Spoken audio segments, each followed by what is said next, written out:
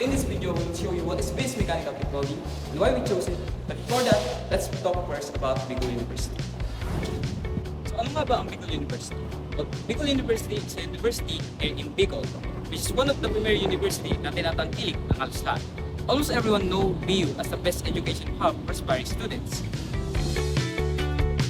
So Bicol University is located here in Legazpi, but BU has 7 campuses located in Daraga, Tabaco, Gubat, Sorsogon, Kinubatan, and in Pulangi.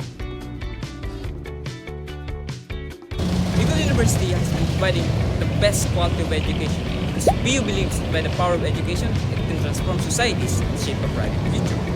This testament has been long since established on June 21, 1969. Through the Republic Act of 5521, it had been providing many programs related to engineering, science, education, nursing, physical education and sports, agriculture and forestry, architecture and design, business administration, and industrial technology, which is where our program belongs.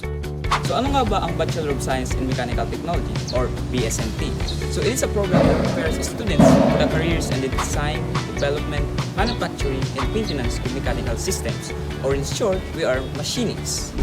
We design and create mechanical parts for all sorts of machine systems, then almost all of the industries kailangan ng mga machineries to operate.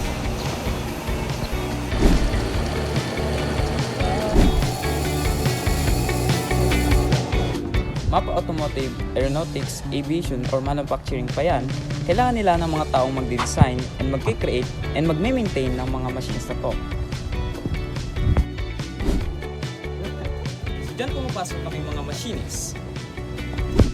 Especially in manufacturing. You see, almost lahat ng products na ginagamit natin sa pang-araw-araw are made by these machines. So the mechanical technology truly have a key role in all sorts of industries.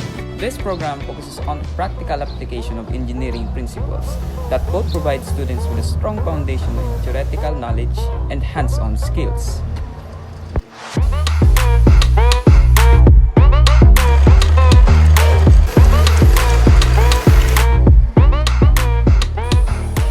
So dito sa machine shop, learn to operate various machine tools, including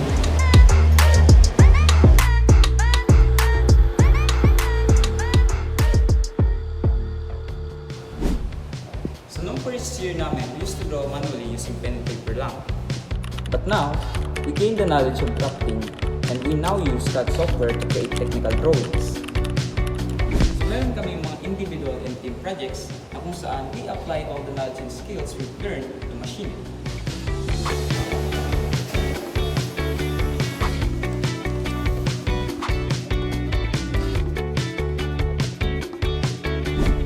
This is the main thing ng pagiging isang BSMT student because never kang mag-operate sa shop ng mga aberya. So, because of this, we've developed the ability to identify and solve problems. And now, we'll answer the biggest unanswered question, which is why we choose BSMT. Well, for me, I choose BSMT because I'm a machine enthusiast. Creating and building things is one of my passion, and it is closest to my dream of becoming a mechanical engineer.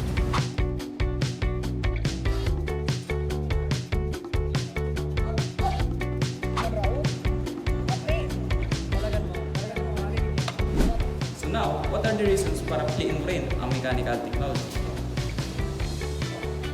So this course is low-key, but packed with so much knowledge and foundation for entering the industry. So this course is on point on its goals.